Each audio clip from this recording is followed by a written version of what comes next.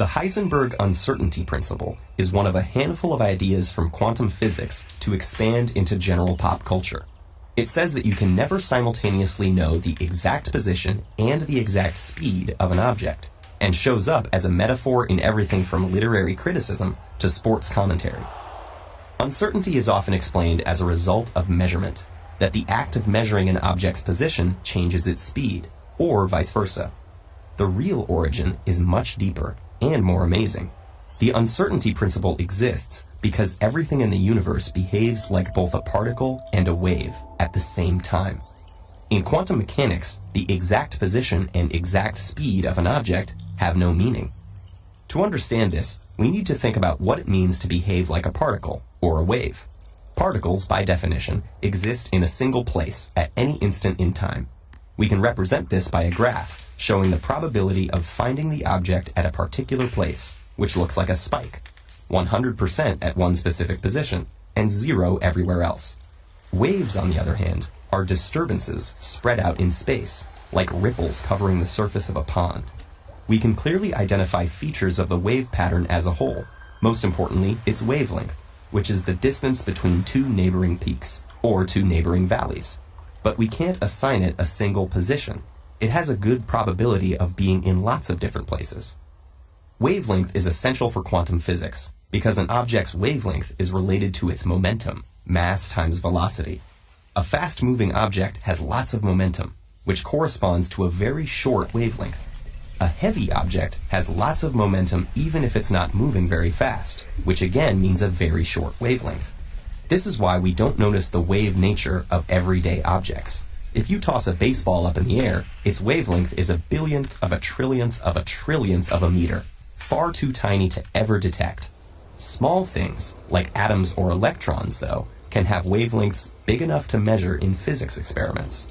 So if we have a pure wave, we can measure its wavelength and thus its momentum, but it has no position.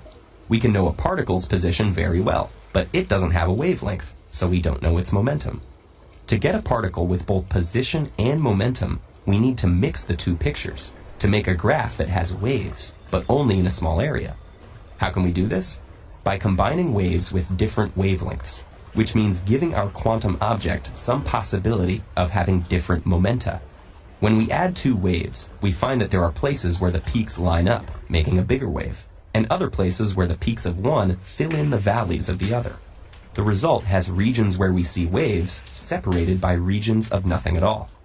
If we add a third wave, the regions where the waves cancel out get bigger, a fourth and they get bigger still, with the wavy regions becoming narrower. If we keep adding waves, we can make a wave packet with a clear wavelength in one small region. That's a quantum object, with both wave and particle nature. But to accomplish this, we had to lose certainty about both position and momentum. The position isn't restricted to a single point. There's a good probability of finding it within some range of the center of the wave packet. And we made the wave packet by adding lots of waves, which means there's some probability of finding it with a momentum corresponding to any one of those. Both position and momentum are now uncertain, and the uncertainties are connected. If you want to reduce the position uncertainty by making a smaller wave packet, you need to add more waves, which means a bigger momentum uncertainty. If you want to know the momentum better, you need a bigger wave packet, which means a bigger position uncertainty. That's the Heisenberg uncertainty principle, first stated by German physicist Werner Heisenberg back in 1927. This uncertainty isn't a matter of measuring well or badly, but an inevitable result of combining particle and wave nature. The uncertainty principle isn't just a practical limit on measurement. It's a limit on what properties an object can have, built into the fundamental structure of the universe itself.